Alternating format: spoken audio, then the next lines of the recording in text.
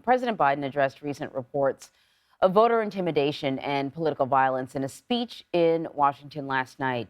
He called out the growing number of GOP candidates who refuse to accept election results as, quote, a path to chaos.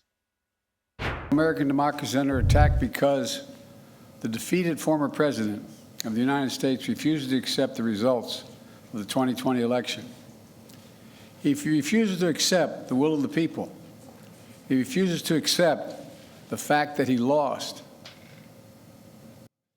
All right, so congressional correspondent Scott MacFarlane has been following this story for us and joins us now. Scott, we've been talking a while about election deniers. The thing is, we're less than a week away from the election, and, you know, a number of these election deniers are actually doing pretty well in the polls. I'm thinking about in Arizona, there's a couple of high-profile candidates there. CBS News has identified over 300 Republican candidates running in the midterm elections that are considered election deniers.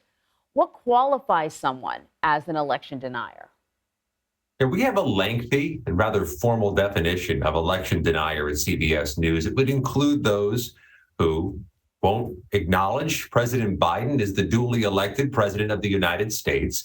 It would include those who say that there was fraud in the 2020 election or who supported the audits or legal challenges to try to overturn the 2020 elections. It includes those candidates, 18 for the U.S. Senate, 238 for the U.S. House, 20 in gubernatorial races. That's more than half of all the nominees in federal and statewide races nationwide. 52%, Anne-Marie, qualify as election denier. And what people need to know is some of these positions are positions that oversee elections in these states. Can you speak about the dangers to democracy that these election deniers could pose?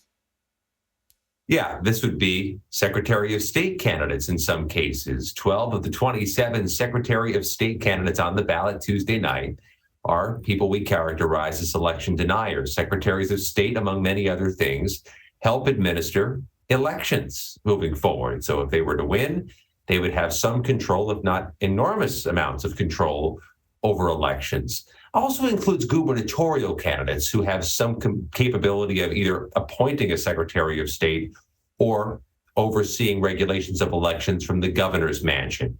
So these are candidates who, if they succeed, will have their hands on the apparatus of voting in 2024 and in years to follow. You know, when we look at the previous election, the 2020 election, yes, there were a lot of deniers. There were a lot of court cases. None of them panned out. The system worked the way it should, even if it dragged out the results of some of these elections.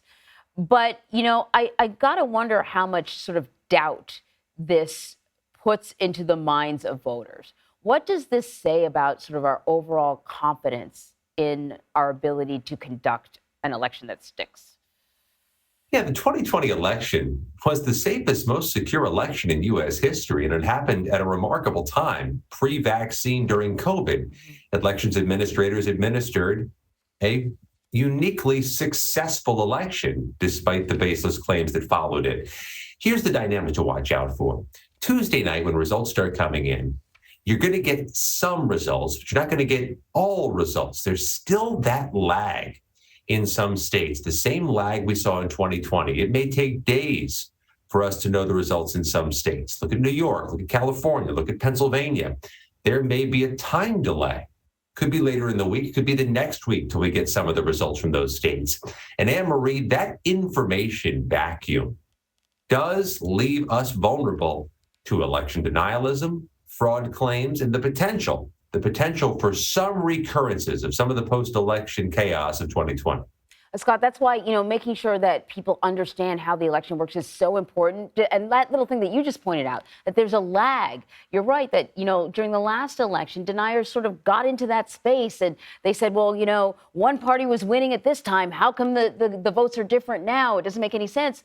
Not sort of explaining that sometimes voters who support a certain party vote early. And so, you know, the outcome looks one way early on, but then it can change significantly. But these are all things that I'm sure we will continue to talk about over the next week and beyond, Scott. Thank you very much.